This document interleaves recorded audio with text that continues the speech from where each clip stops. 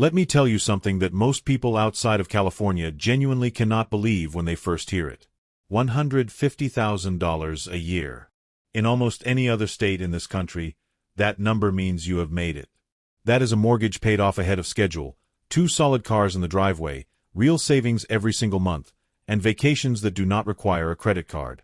A household earning $150,000 a year sits in the top 15% of American earners. That is not middle class. That is success by almost any honest definition of the word. But in certain California cities, and this is what this video is about, $150,000 a year is survival mode. There are places in this state where 6 figures gets you a 1-bedroom apartment and a roommate.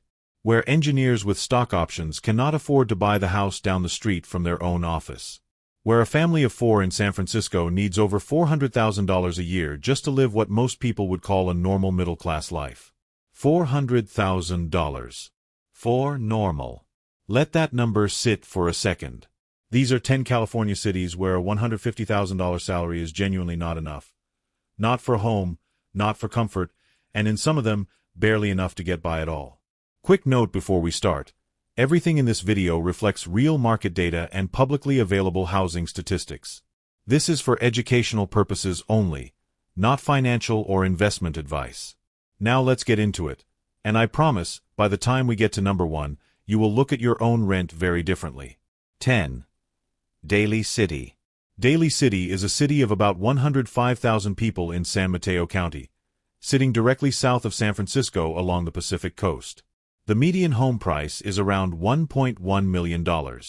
And before you say anything, yes, Daly City is supposed to be the escape hatch. It was the affordable alternative, the city you moved to when San Francisco had finally priced you out. That was the reputation for decades. That reputation is no longer accurate, and in 2026 it is not even close.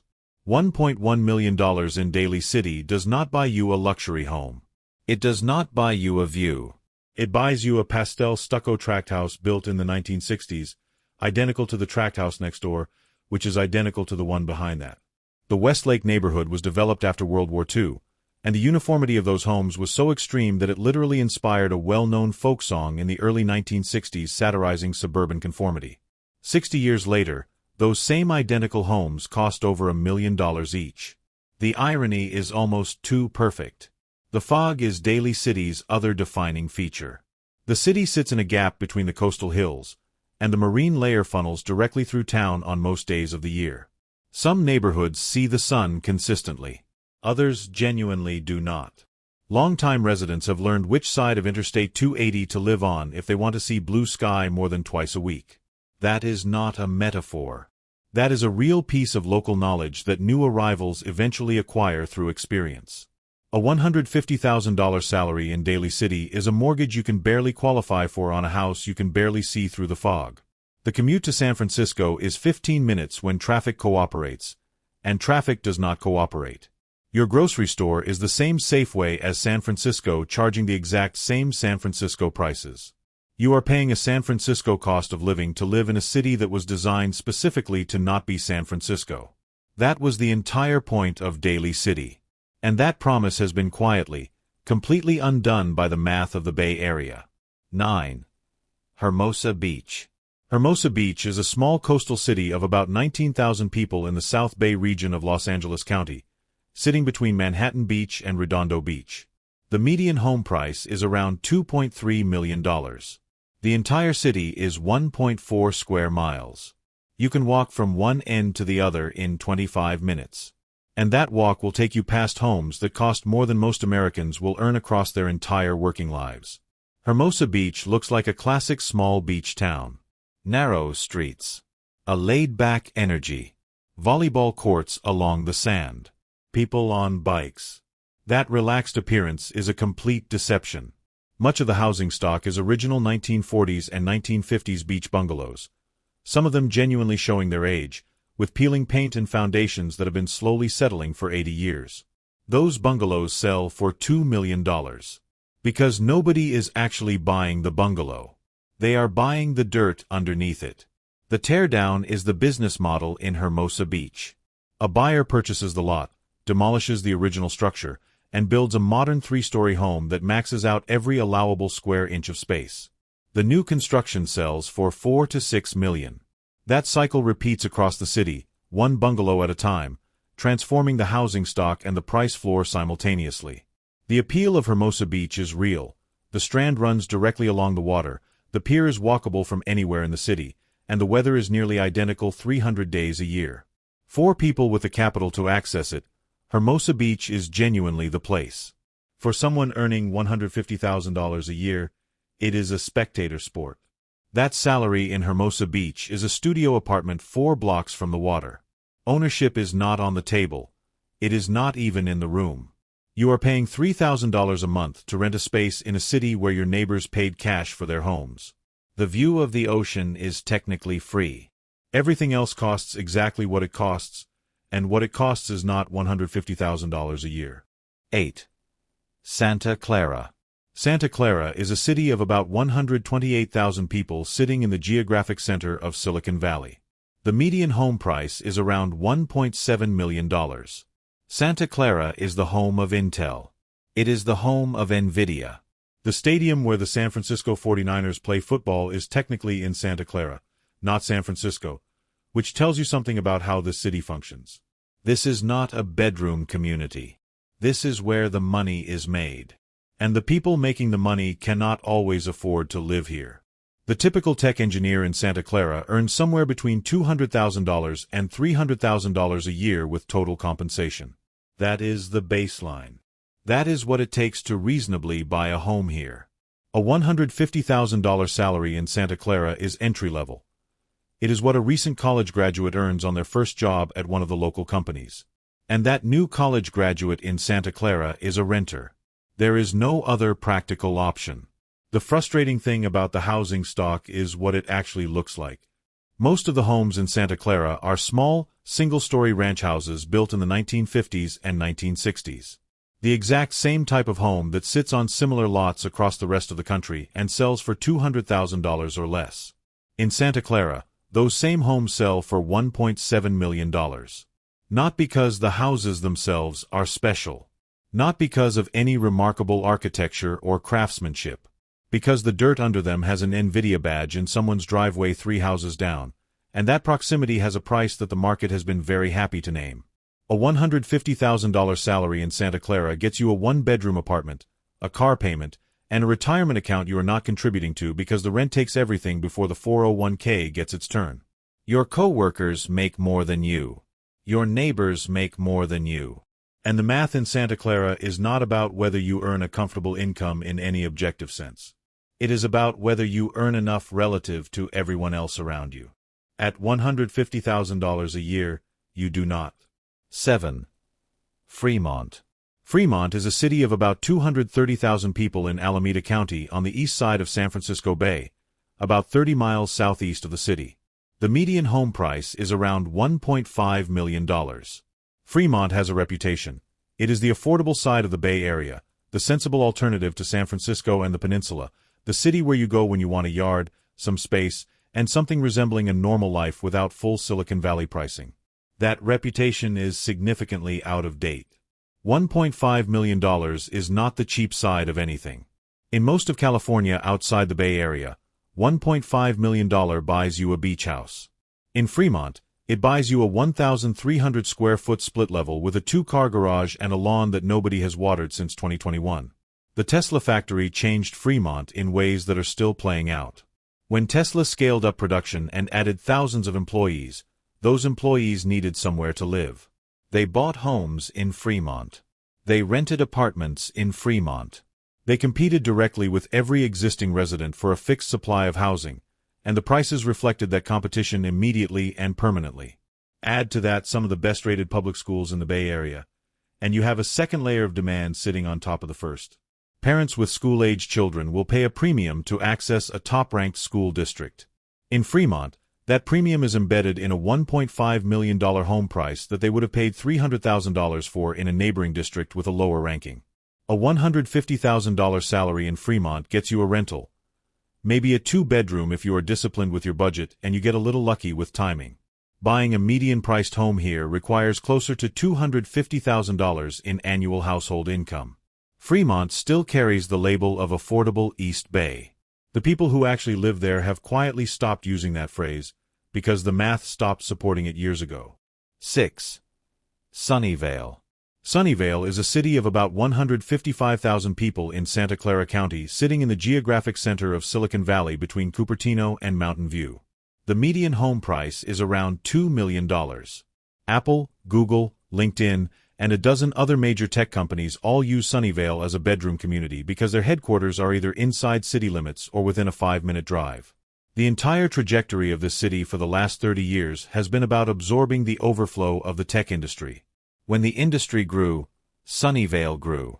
When tech salaries climbed, Sunnyvale's home prices climbed in lockstep. They have been moving together for so long that it is difficult to imagine one without the other. At this point, even the people working at those companies cannot always afford to live near them. A $2 million median home price is not the high end of Sunnyvale. That is the middle. That is the entry point. Homes priced above the median stretch comfortably into the $3 and $4 million range. Homes priced below it are small condos, townhouses, and the occasional fixer-upper that still manages to cost $1.5 million. There is no affordable category in Sunnyvale. There is only the category of what you can access and what you cannot. A $150,000 salary in Sunnyvale is the salary you have before you get promoted, not after. Senior engineers at the surrounding tech companies earn $300,000, $400,000, sometimes significantly more in total compensation. A $150,000 salary here is either a junior role or a non-tech role, and both groups face exactly the same housing math. You rent. You find a roommate, usually two. You live 20 minutes from your office not because the office is far away, but because nobody within a 5-minute radius of that office is willing to rent to a single person at a price that is even remotely manageable. Sunnyvale is a city where a 6-figure salary pays rent and not much else. And every year you stay, the cost of leaving goes up and the cost of staying goes up faster. 5. San Carlos. San Carlos is a small city of about 29,000 people in San Mateo County, sitting on the peninsula halfway between San Francisco and San Jose. The median home price is around $2.2 million. San Carlos has been marketing itself with a nickname since the 1920s, the City of Good Living. That slogan has been on signs around town for over 100 years. When it was coined, it probably meant exactly what it sounds like. In 2026, it functions more accurately as a warning label. The good living in San Carlos costs $2.2 million to access. The city is genuinely small. Roughly 5 square miles. A downtown that runs along Laurel Street with maybe a dozen restaurants, a hardware store, one high school, a few parks, and a commuter rail station that takes you into San Francisco in 40 minutes or down to the tech campuses in Palo Alto and Mountain View in the other direction. That is San Carlos in its entirety. A small, quiet, objectively unremarkable town that happens to have a median home price higher than most major metro areas in America. The reason is pure geography. San Carlos sits in the middle of the peninsula, that strip of land between San Francisco and San Jose that contains most of the headquarters of the modern tech industry. Apple is 25 minutes south. Google is 20 minutes south. Meta is 15 minutes south. If you want to live on the peninsula and you want a quieter, smaller town rather than a large city, San Carlos is one of a small number of viable options. Small supply meets massive and sustained demand. Prices respond accordingly and without apology.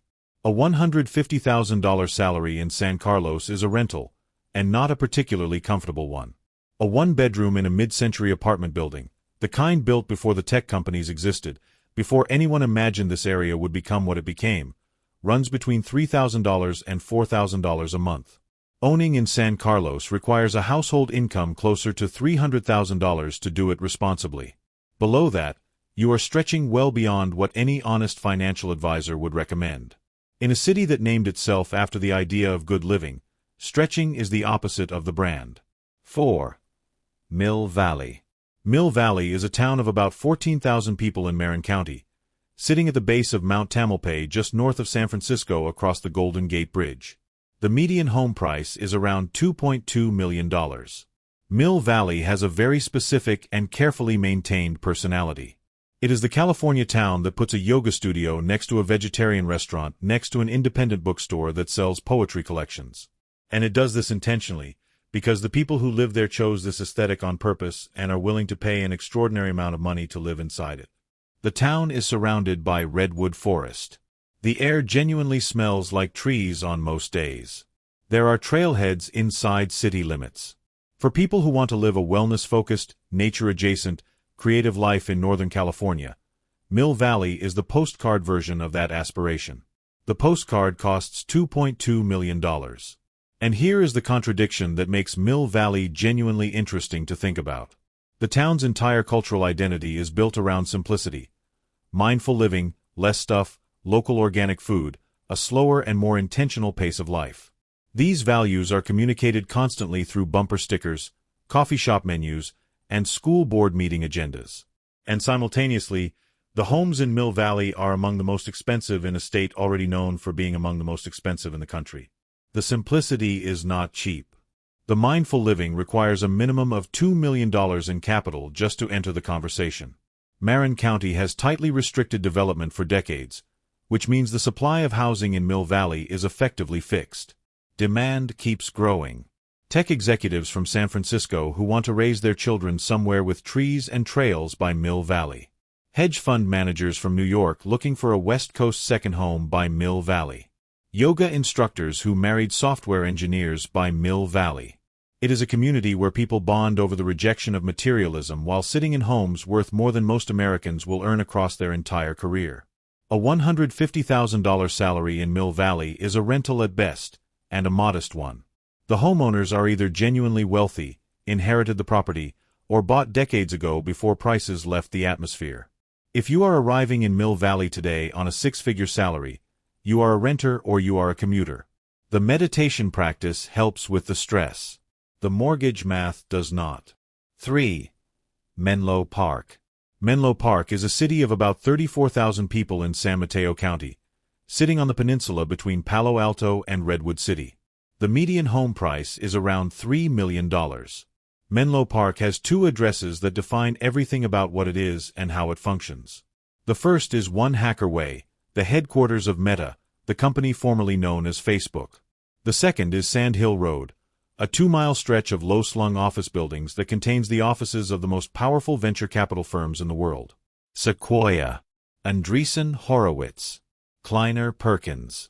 The firms that funded every transformative technology company of the last 30 years operate out of that single road in Menlo Park. That concentration of money has consequences. The consequences look like $30 million homes on quiet residential streets. Here is what makes Menlo Park particularly striking. The homes themselves are not extravagant by any luxury standard. They are mostly ranch-style houses built in the 1950s and 1960s, updated over the decades but not fundamentally transformed. $3 million in Menlo Park does not buy you a mansion with a pool and a wine cellar. It buys you a renovated 4-bedroom on a seventh of an acre. A genuine mansion in Menlo Park runs closer to $10 million. The top end of the market has no real ceiling. Homes on the west side of town regularly trade at $8 to $15 million. The wealth is not showing off. It is simply omnipresent. A $150,000 salary in Menlo Park is not a realistic planning number. Nobody in this city structures their housing budget around that figure because the numbers that matter here are in a completely different range. A Meta engineer 3 years into their career earns more than $150,000 in stock compensation alone, on top of their base salary. A partner at a Sand Hill Road firm does not discuss annual income in any number that small. If you are earning $150,000 and you live in Menlo Park, you are renting a 1-bedroom apartment, and your landlord is almost certainly a tech worker who inherited the property from a tech worker who bought it 40 years ago. This is not a city with a housing problem. It is a city with a wealth concentration problem that expresses itself through housing prices. And the wealth is not leaving. 2. Los Altos. Los Altos is a small city of about 30,000 people in Santa Clara County, sitting just west of Mountain View and Sunnyvale in the heart of Silicon Valley. The median home price is around $4 million. Los Altos is, by most meaningful measures, the most expensive small city in California. Not highest price per square foot, not the most exclusive gated community, but on pure median home price for a residential city of 30,000 people, a market that clears $4 million at the middle is almost impossible to find anywhere else in the state. Directly next door is Los Altos Hills, a separate town where the median home price climbs higher into the $5 to $8 million range. Between them, a few square miles of land contain some of the most expensive residential real estate in the United States. There is no industry visible from the street in Los Altos. No skyline, no tourist economy, no major employer with a campus inside city limits. The economic function of Los Altos is essentially being the preferred residential address for the people running the tech industry in the surrounding cities. The founders live here. The early employees who exercised their stock options 2 decades ago and never had to work again live here. The venture capitalists based on Sand Hill Road in Menlo Park come home to Los Altos.